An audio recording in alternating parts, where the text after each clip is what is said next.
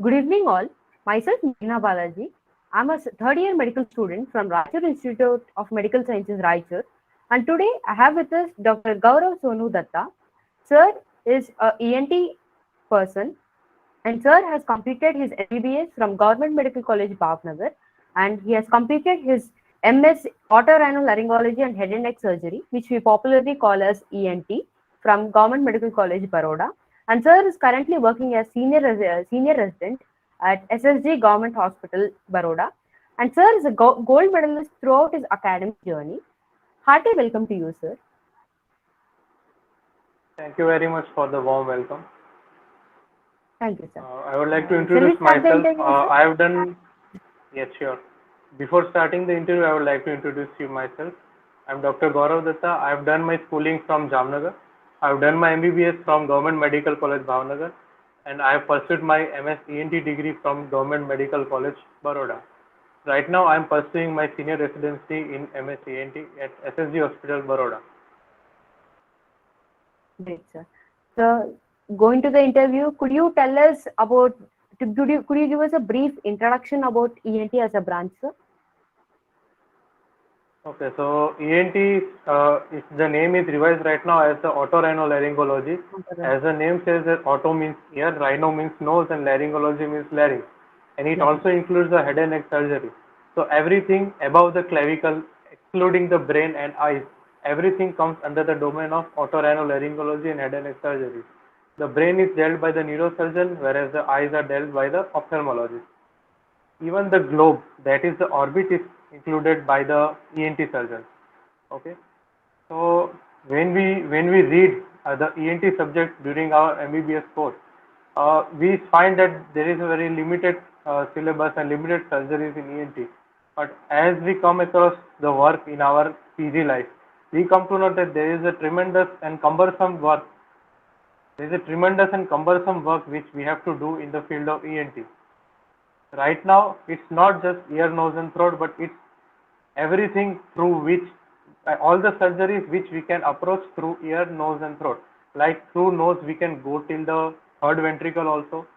Through ear, we can go till the posterior fossa tumors also. So it's not like only ear, nose, and throat. It's everything that can be approached through ear, nose, and throat. So even the neurosurgeons take the approach of the transcervical odontoid surgeries, which they do for the vertebrae. That surgery is done through the transoral approach, where there is a need of ENT surgeon also. So to summarize whatever I said till now, you should not think that it's only ear, nose, and throat, but it's much more than what we have read during our UG days. True, sir. And coming to the next question, what can one expect during the 3 years of residentship in ENT, sir? I would like to say that generally during the 3 years of residency, not only for ENT, each and every branch, starting from anatomy till orthopedics or radiology, okay, all branches have their own hecticness. It all depends on your institution, it all depends on the seniors, it all depends on the consultants. Okay, as ENT is a surgical branch, you can't expect to have some free time during your at least first year residency.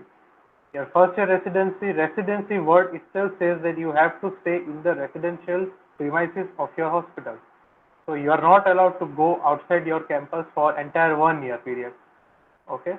In first year you have to, like in my hospital, I would say I have 2 units. Each unit has 3 residents. Okay. So we have a team of 3 first years, 3 second years, 3 third years, and 1 or 2 senior residents. Okay, and 1 or 2 consultants as per the MCA recognition is there. Right now we have 2 consultants per unit. So we have alternate emergencies during a week, and every alternate Sunday we have an extra emergency. So you can imagine that what amount of load we can have when one day you will see OPD, next day you will do surgery. And during the OPD day you have to see the emergency also. So there is no space for any free time which you will get during your first year at least. But if you take this as a positive way, you will have so much of cases to learn, so much of things to learn. Okay, you are here to learn, you are not here to find some free time. So it's good that you will get work.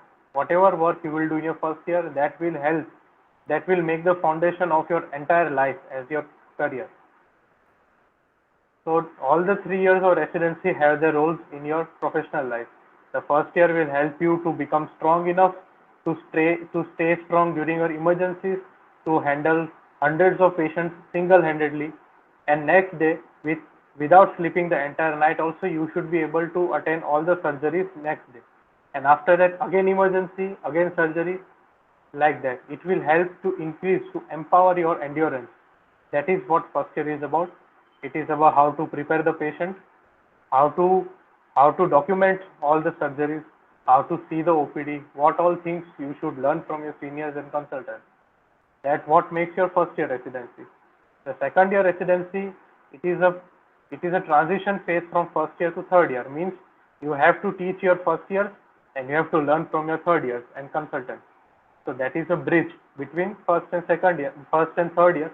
So you should start reading your subject thoroughly from second year, and you will start getting enough surgeries in your second year itself.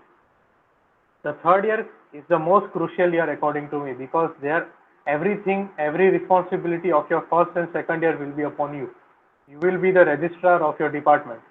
So anything which will happen by the first year you will be responsible for all that. Okay. Plus you have to complete your studies, plus you have to complete your thesis, plus you have to complete your poster and paper presentation. All those things have to be compulsorily finished by at least 6 months before your final PG exams. So third year itself is a very hectic year. You may not have to take rounds of the ward. You may not know each and every patient. Like you need not stay in the ward for 24/7, but you have more other important work which you have to accomplish during a period of 1 year. And also the consultants will be in direct contact with you in your third year. So you indirectly have to know all the patients. That will be dependent on how good your R1 and R2 are. So all 3 years are challenging in their own aspects, and we will have the enough training to tackle all those complications and conditions. Definitely, sir. Medicine itself is a tough journey, but when you put your heart into something, I think everything is possible. And coming to the next question, what do you like the most about your branch? I like my branch in every aspect because it is not so hectic, because I am a person who like to work from 9 to 5. Okay. I need some time to rest because my mind and my body need some rest. So ENT is a branch where you can, during your OT days or off-call days, you can, if your OT is finished, then you can go and take some rest. Okay. It is not so hectic branch compared to general surgery and orthopedics. The people in ENT are calm and quiet. Okay. Like they are not so aggressive like other branches, other surgical branches. Okay. And the surgeries are also very precise. You don't need any physical strength for that. Okay. And it is a very emerging branch.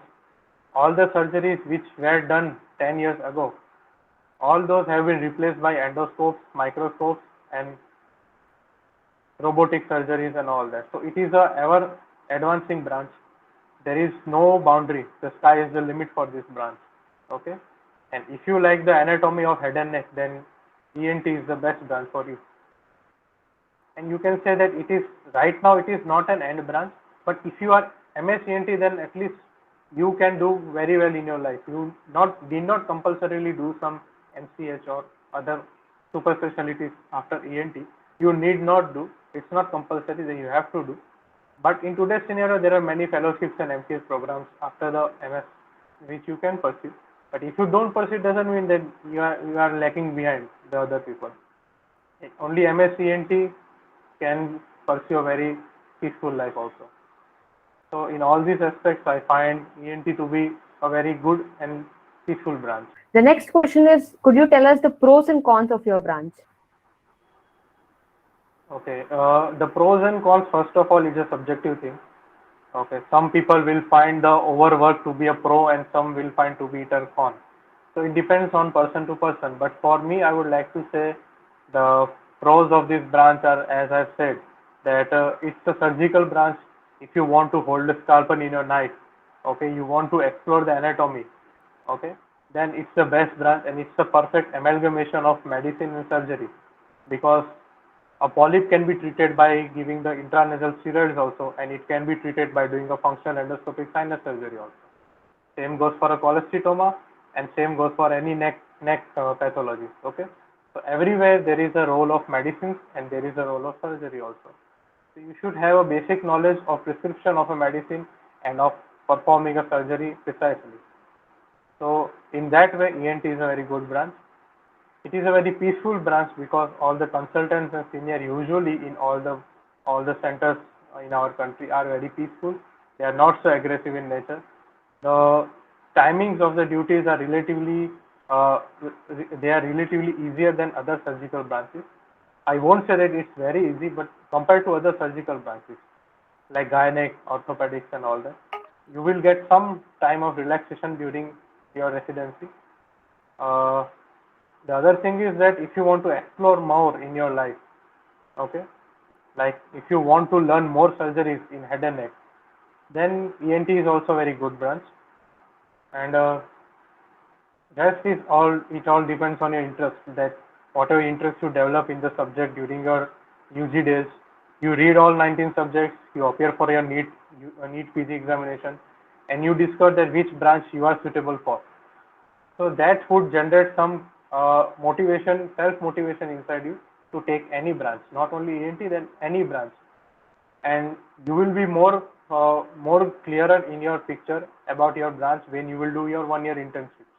Internships will make the picture clear that which branch you are made for. Not which branch is the best, but which branch is most suitable for you and your personality. Okay. And cons, I would say that the cons is that you can't do anything below clavicle. So that is one con. If you take it as a con, but I don't want, like I didn't like GIT and GUT surgeries. Okay.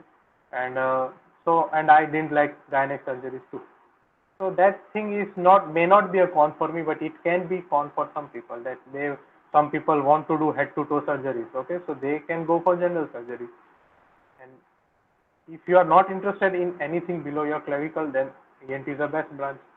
If you want total head to toe surgery, then you should not go for ENT. You can take a general surgery. Okay. Then other con, I can say that that's it. The cons, I don't remember much cons. Yes, and pros is another thing is that uh, I would like to say that in the market there are lots of general surgeons right now, and even most of them have done their MCH. You can find a list of neurosurgeons, a list of cardiothoracic vascular surgeons, a list of gastroenterologists. Okay, so you have to fight a lot to stand in the competition of today's society if you are a general surgeon. Okay, and in today's scenario, people are so concerned that even if they get a headache, they will go straight away to a neurologist or a neurosurgeon. Nobody is going to come to MD medicine or MS general surgery to see for a headache. In today's scenario, I'm talking about. But for a ENT, I would say that if you have a ear discharge, the every people will go to only and only ENT surgeon. There is no other option for that. If you have a mass in your nose, if you have a discharge from your nose, if you have a neck swelling, okay, then only ENT surgeon can treat that thing. Okay, and the surgeries of ENT are so precise that only ENT surgeons are able to do that. No general surgeon will ever take that courage to touch the temporal bone, or to touch the skull base, or to touch the neck. Okay, they won't do that, never, because everything is done in today's era endoscopically and microscopically. So why would they take a chance? So that in that way, ENT surgeons have a precise domain. They have their area. कहते हैं कि इस इलाके का हम शेर हैं. Okay, so ये head and neck के हम शेर हैं. You can say like that. A general surgeon, a neurosurgeon, I have seen a neurosurgeon doing hernia. Okay, cardiothoracic vascular surgeons doing hernia hydrocele. Okay, but no one will ever try to do mastodectomy. No one will ever try to do a FES surgery, even though they are a neurosurgeon, even though they are a cardiothoracic surgeon. So your surgery are only your surgery. No other people is going to touch it. So the population having the complaints in head and neck are only and only going to come to you. They won't go anywhere else. And relatively, the population of ENT surgeons in the market today is not so much. The doctor population ratio is very less in ENT. So per ENT surgeon, there are many patients to deal. In our OPD, we get on an average 250 to 300 OPDs per day, including the morning and afternoon OPDs. Every day, 250 to 300 OPDs. And we do on an average 6 to 10 surgeries daily, including local and general surgeries. So that is the workload which we are facing right now in ENT. Rather in surgery, there is single emergency, 1 day emergency in entire week. And they get 500 to 600 patients in that single day. And that we see so that much patient in 2 days. They see in 1 day in 1 week. Okay. Weekly they see 1 OPD, there they see 500 patients, not more than that. Every day they do 2 surgeries in a week, not more than that. And we do 6 to 10 surgeries per day. In their 1 unit there are 3 to 4 residents. Here in 1 unit we are only 2 or 3 residents. And they have 6 units, we have only 2 units. So if you see that the surgeries done per doctors which do the surgeries, okay, so surgeries done by per doctor is more in ENT compared to general surgery. I'm not talking orthopedics because it is mostly trauma based. The trauma cases come tremendously in orthopedics, and in gynec also there are many deliveries and all that, so they can get enough work. I'm comparing with general surgery and ophthalmology. Ophthalmology is very limited branch. It is also a minor branch which stands in the domain of ENT only. But compared to ENT, the domain is only one globe. Inside the globe, they have to stay. And during your senior residency in ophthalmics, you can't go behind the retina. Or in some centers, they are not allowed to go even behind the lens. Okay. But in ENT, I am a senior resident, and today I can do atiquantal surgeries also. I can do facial nerve decompressions also, and I can even assist in cochlear implants also. I can even do skull-based surgeries. I can do modified radical neck dissection also. So you get the majority of the surgeries in ENT you can get by the time you are a senior resident, compared to general surgery or a ophthalmologist. And there you have to do so much of MCH fellowships. You have to do. So that is the list of pros and cons according to me in ENT. And what kind of personality should be going for this branch? Anybody can take ENT. It's not a specific like you should be bold or aggressive. You want some physical work. You have to insert nails and screws and all that. There's nothing like that. Anybody can take. Even a calm person can take ENT. Even an aggressive person can take ENT. Okay, it's not like that. You just need a dedication and interest in the branch. If you like the head and neck, then you can, without giving a second thought, you should take ENT. If you want a surgical branch, and if you are thinking that should I take a surgical branch or should I go for non-surgical branch, then I would suggest that you should go for the non-surgical branch. Because if you are a surgeon, then it should come from your heart. You should not give a second thought whether I should take a surgical branch or not. Now in surgical branch, you should think yourself that whether I'm interested in handling the trauma, whether I'm able to handle all the aggressiveness and toxicity of the orthopedic branch, whether I want to do all head-to-toe surgeries, whether I want to do the deliveries, whether I want to stay within the globe of the eye, or whether I want to do head and neck. These things have to be segregated inside your own mind. First of all, you have to select whether you want to be a surgeon or a physician. After you have decided that you want to be a surgeon, then you should think that which kind of surgeon you want to be. So according to me, anybody who is interested in the head and neck, who want to treat the head and neck pathologies, who are interested and they want to find out the new disease and new approaches and new surgeries of head and neck, all those people can very well join the branch. There is nothing like that. There only girls can come, only boys can, nothing like that. Anybody can come, and anybody can be successful in this branch. You just need the determination, you just need the perseverance inside you, and you should have the interest in the branch. That's it. Definitely, sir. Because ENT is both a surgical branch and a medical branch. It's like I can sit in a OPD for a day and next day I can be in the OT. Yes. So we can have the combination Absolutely. of being as a wizard, being as a wizard in medicine, and definitely being as a craftsman in surgery also. So we get the benefits of both. Absolutely. And even though during when you prepare the patient preoperatively, you know how to manage diabetes, you know how to manage the hyperthyroidism, you know how to manage a hypertensive patient. we even manage the DK patient independently. We don't need a physician reference. We need only on paper reference that okay, we have taken a consultation from physician. That's it. Rather all the insulin, glargine, everything we only manage. So being a ENT surgeon, you even come to know it's not like that I'm left away from physician. Like I can't practice medicine because during my final year, medicine was one of my favorite subjects, and I was in dilemma because I wanted to be a surgeon. That was fixed, but I was in a grief that yeah I won't be able to do medicine. How can I practice medicine in my life? Okay, but when I joined ENT, I found out that it's it's 50% medicine, 50% surgery like that. There is no pathology in ENT which you can't treat by medication. And even before surgery, you have to go like it's conservative management, medical management, surgical management like that. So in medical management, you can go through all the drugs which you have read in your pharmacology. I can say that. You can't take a hypertensive patient in your OT. You can't take a hypothyroid patient in your OT. You have to make him normoglycemic. You have to make him normotensive. Okay. And what is the monetary aspects involved with this branch, sir? Sorry.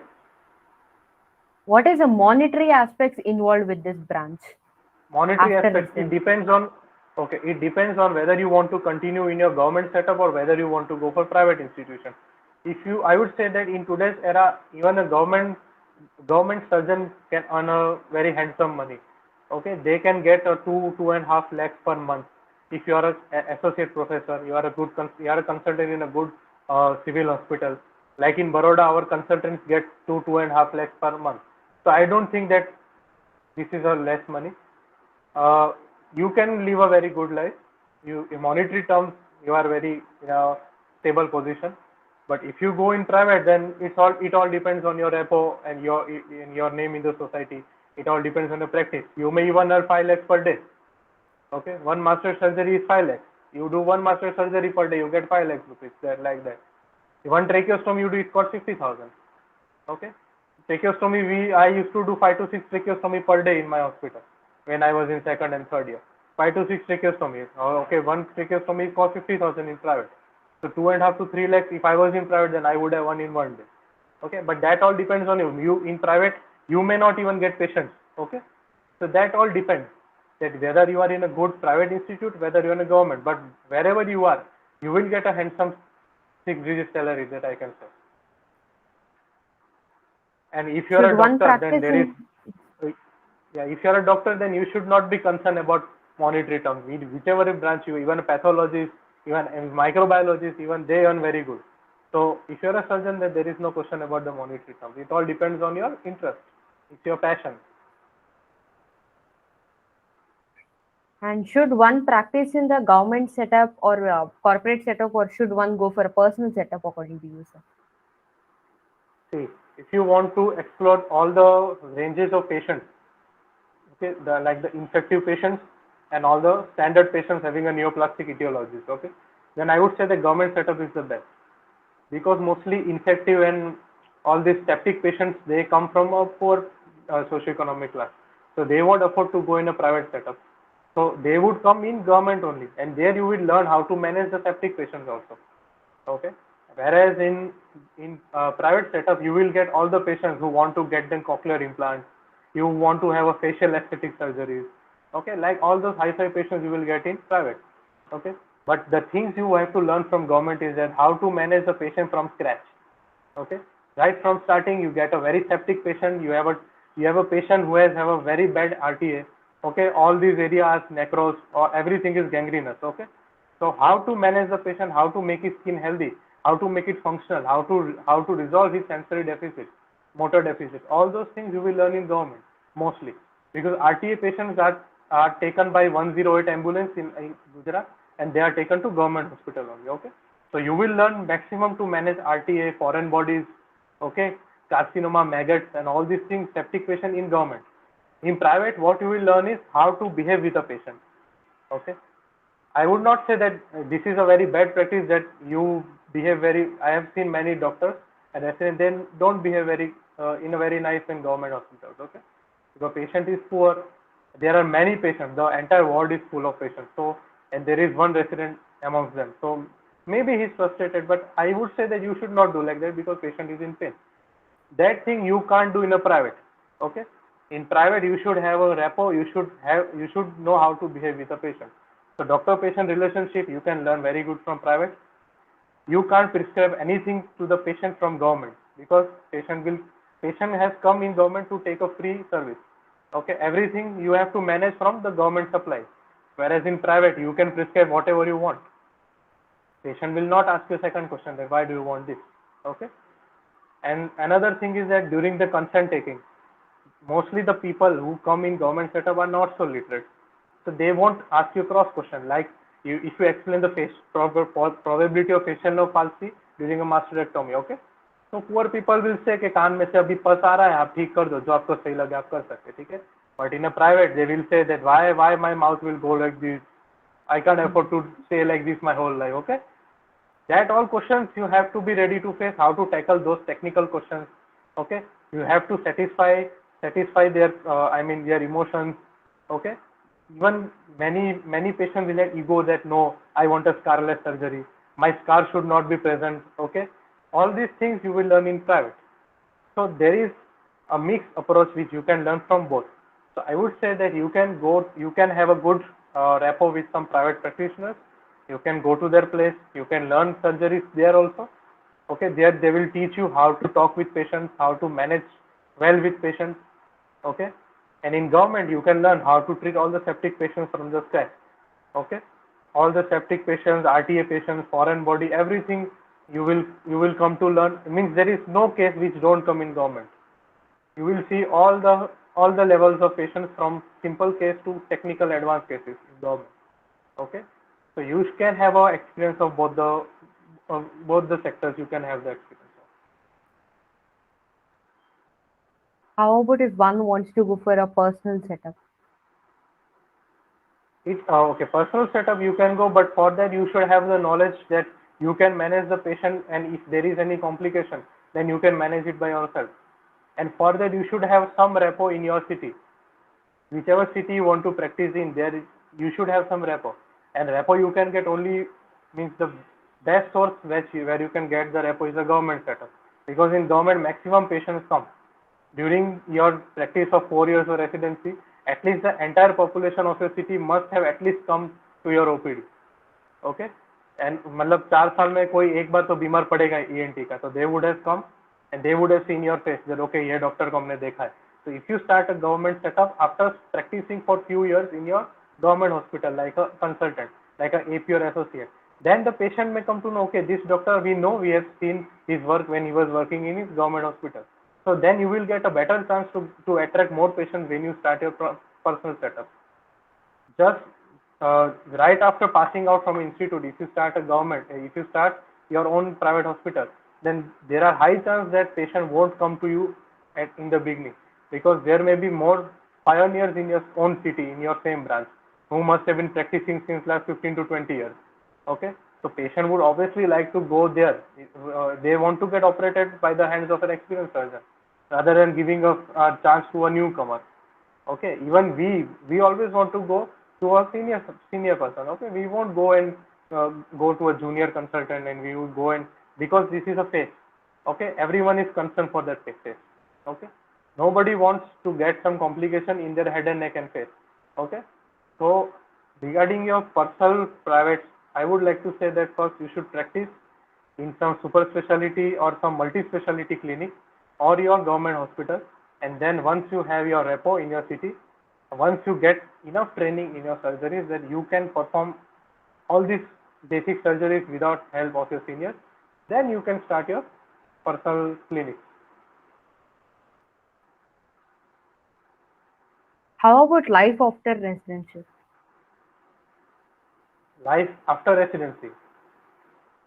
What can be a life of a doctor? A doctor is considered as the most prestigious branch of the society. Okay, even if you are in ENT, even if you're in gynec, even if you're a pathologist, your life has to be the best in the society. Okay, you just have to pass the first year of your residency. That is hell. I would say that is nothing less than a hell. Okay, you would get all the scoldings of your seniors, you will get all the insults. whichever insults you can ever bear in your life, you will see on your first year residency. But at the end of a tunnel, there is always a sunlight, and you have to keep walking towards the sunlight. Okay? Once you finish the tunnel of your first year, you will enter the sunlight of your second residency. Okay? From that, you will get the feeling of a surgeon that, okay, I am a surgeon now. In first year, you may just hold the retractor. You may be making files. You may be taking histories of the patient, nothing else. You will feel that I'm of no worth here. Okay? I have taken a surgical branch. Why am I doing all these things? You will get such questions in your first year. Okay? Once you finish your branch, once you become a consultant, okay, you will get the patients, you will do the surgeries. Then you will have fulfilled your passion from within. So you will have the internal happiness. You are getting a handsome salary. Your family is happy with you. Okay, everyone, all your relatives are happy. They are proud to say that my son or my daughter is a surgeon. Okay, so your life is absolutely fine. Your life is best. You can get the best life in a society. Wherever you go, you can say that I am a surgeon, I am a physician, I am an ENT surgeon. So there you can, everyone will look at you with tremendous respect. Okay, so life after ENT or all the surgical or all the physician, everyone has a very good life. And I am saying it in a general way, not only ENT, everyone has a good life. If you are not only doctor, any branch, if you are following your passion wisely, if you are following your passion with full dedication, and if you are happy with your branch, then you are absolutely happy. To stay happy, only one thing is required, that you have to be happy. If you are happy, then you can stay happy with anatomy also. If you are not happy, then you can't, you will be sad even if you are a radiologist also. Okay, you would compare that, वो तो ज़्यादा कमा रहा है, मैं तो खाली दिन के 10,000 कमाता हूँ, वो तो लाख रुपए कमाता है. Then you will be sad. You have to see the brighter side. You have to see that the half glass is full, not empty. Okay, I am happy with my branch. That's why I am absolutely happy. My life is good. If you are happy with your branch, then your life will also be good. You just have to enjoy your branch. That's it.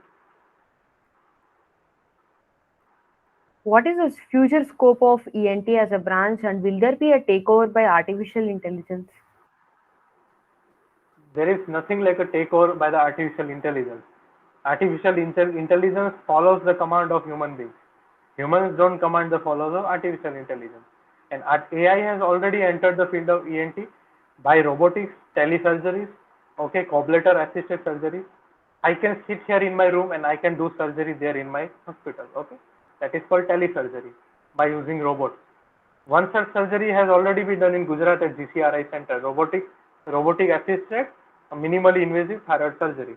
Okay, all the thyroid surgeries, parathyroid surgeries, base of tongue surgeries, okay, adenotonsillar hypertrophy surgeries, laryngeal surgeries, skull-based surgeries. All these surgeries have been taken. You can't say taken over. You are only doing. We only do the robotic surgery. Robot doesn't do the surgery. He doesn't know where is the lingual artery. He doesn't know where is the hypoglossal nerve. We know that. We are controlling the robot, but it's just that we have a better dexterity. Okay, we have a better range of motion. We have a increased mobility. Okay, all those things, we just go towards the improvised version of whatever we are doing today. It is not like taking over. Okay, I don't think that there will be any time that AI will take over humans. Okay, there is nothing like that. Humans will always control the AI, but AI will always help you to make your work easy. You will sit in a console in a room. You can operate the arms of the robot. You can do the surgery. By sitting in my home, I can do the surgery. I need not go in OT also. Okay, all these are just advances, and these are the positive sides of the surgical branch. True, sir. What I have understood from whatever you have told is you have the knowledge and there is someone else doing it for you in the form of a robot or something, isn't it, sir? I am only doing. Robot is not a person. He doesn't have a brain. Okay, he just has 6 arms, and all his arms are under my control. Okay, whatever I'll do from here, from the console, whatever my foot pedal will do, that work will be executed there at the end of the robot. So brain is mine, arms are of robots. That's it. Because somewhere my hands can't reach, but the robot's arm can reach. Okay, and ENT, you have to work in the depth, in all deep cavities, in neck pockets, in mastoid cavities, in skull base. Okay, all those areas Maybe my endoscope can't reach, maybe my suction tube can't reach, but the arms of the robot can reach. So that's why I'm using the robot to make my work easy. I'm not helping the robot to make his life easy. I'm using the robot to make my life easy. Yes, sir. Got it. And will there be any, is there any compulsion for any super specialization or fellowships post MSc ENT? See, in MS ENT, there is nothing like compulsion. MS ENT is itself is more than enough. Okay, by the time you complete your MS ENT, you should be able to do all the basic surgeries in ENT by your own. Okay, if you can do the surgeries by your own, you don't need any super specialist. If I can do neck dissection, then I don't need the patient to refer to oncosurgeon. I would like to say that after ENT, there are many fellowship programs, 6 monthly, 12 monthly, 18 monthly. Okay, if you want, then you can go to those programs and you can learn some extra skills. There is nothing like compulsion, but like a neck dissection is done by me also. Neck dissection is done by oncosurgeon also. But the thing is that the precision with which the oncosurgeon will do the neck dissection may be more than me. So I can go to the oncosurgeon for a fellowship program of head and neck surgery. I can go and learn there just to improve my skill. It's not a compulsion. I want to learn something more. Okay, so that is something a personal interest as per ENT is concerned about. Okay, there are many fellowship programs for laryngeal and voice surgeries, phonosurgeries, skull-based surgeries, endoscopic and skull-based surgeries, cochlear implants, 360-degree skull-based surgeries, laryngeal surgeries. Okay, even thyroid, parathyroid surgeries. Okay, even obstructive sleep apnea surgeries are being trained in many centers. Okay, even temporomandibular joint arthroscopy is being taught at many centers. Okay, even maxillofacial trauma surgeries are taught. So it's all up to you that how much you want to learn in a branch. Okay, in some centers even cobbletter assisted surgeries are taught. Okay, here in my center, cobbletter, microdebrider, laser, everything is available. Okay, so to learn cobbletter, I don't need to go anywhere else. My consultants will teach me to how to use a cobbletter, how to use a laser. But in some centers, the cobbletter is not available. So those residents or those surgeons have to go at a training institute. They can enroll themselves in a 6-monthly fellowship program for a cobbletter assisted surgery, and they can learn there. After learning there, they can go to the center, they can buy a cobbletter, and they can teach to their juniors. Okay, that's how the trend changes. In my institute, we had started a cochlear implant program in 2019. Okay, at that time, faculties used to come from different parts of the country to teach cochlear implant. But right now, my consultants can do cochlear implant independently. Same goes for obstructive sleep apnea surgeries, the uvulopalatopharyngoplasty. There was a program in 2020. Then the faculties used to come from India and they taught us the surgeries, UP3, okay, and mandibular advancement surgeries, okay, all those things they have taught. So now we can do all those surgeries by our own. So now I need not do the fellowship in these things. I can go for fellowship for skull-based surgeries because like the transnasal endoscopic third ventricular stomy. All these surgeries are not yet done in my institute, but we do the transnasal endoscopic pituitary resection. Okay, so that I can learn from my consultant, but if I want to explore more to learn the brainstem and the posterior cranial fossa tumor transnasally, then I need to go to some fellowship program institute. So after ENT, MCH, fellowship, it all depends on your personal thing. Unlike like I told in the beginning of my interview that people right now for headache will not go to a general surgeon or a general physician. Where they will go? They will go to a neurologist, they will go to a neurosurgeon. But for ear discharge, where will they go? They won't go to a skull-based surgeon. They will come to MSENT only. If I am not capable of doing the surgery, then only I will tell him that बड़े doctor के पास आपको जाना पड़ेगा. Okay, but if I am capable of doing the surgeries, then I will not refer the patient. I will manage the patient by myself.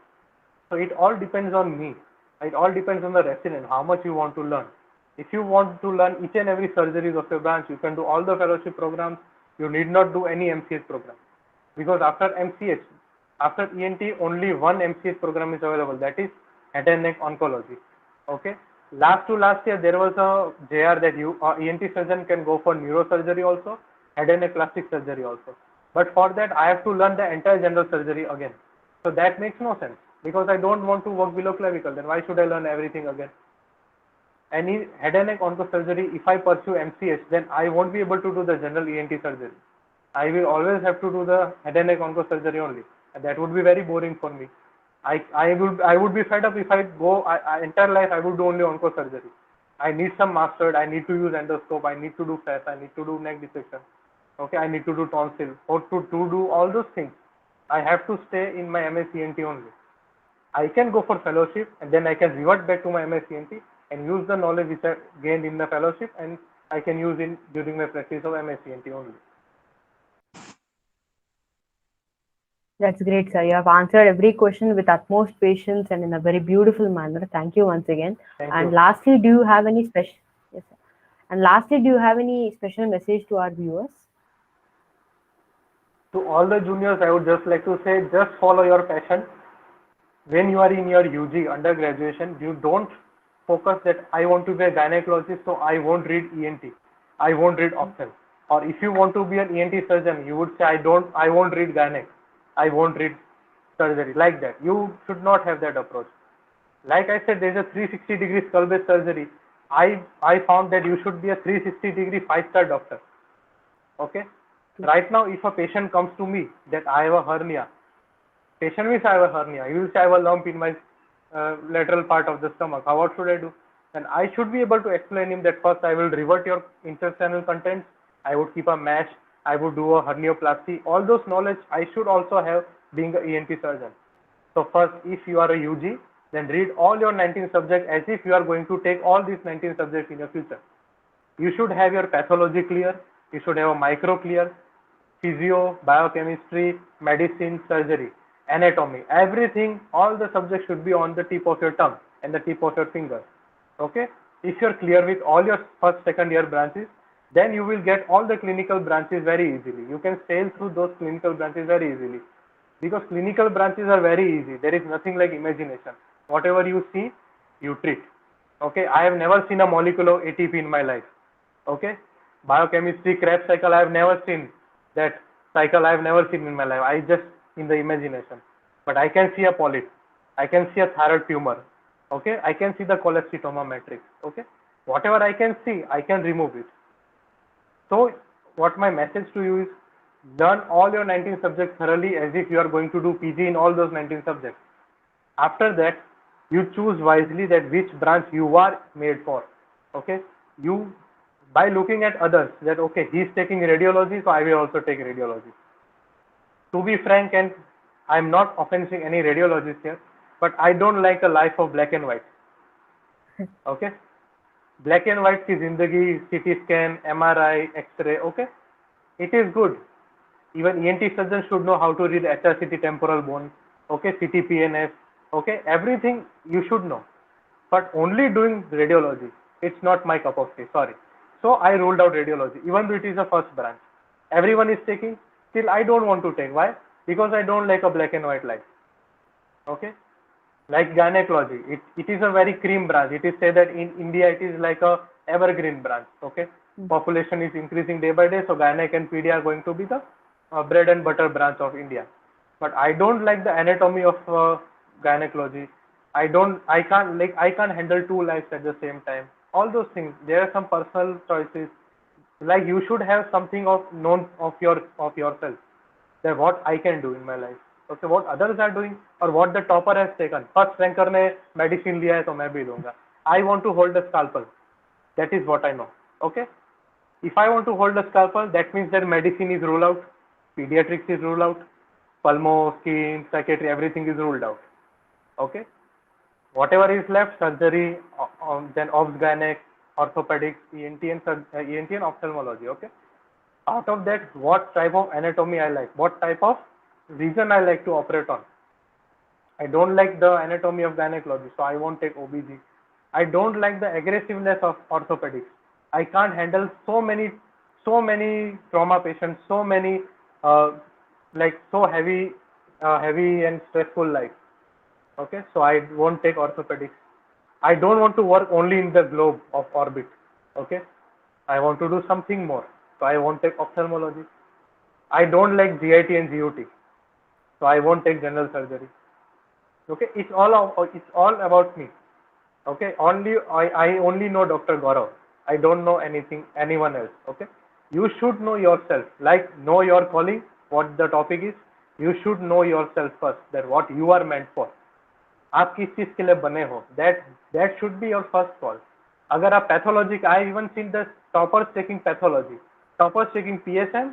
They have a goal that after doing community medicine, I would go at UNESCO or I would go at WHO. That level of perseverance, that level of goal you should have set in your mind. That even if you are first rank, I will take PSM only, I will take community medicine only, I will take pathology only. That amount of guts you should have. Society क्या बोलेगी कि first rank आया तो भी PSM लिया, that should not be in your mind.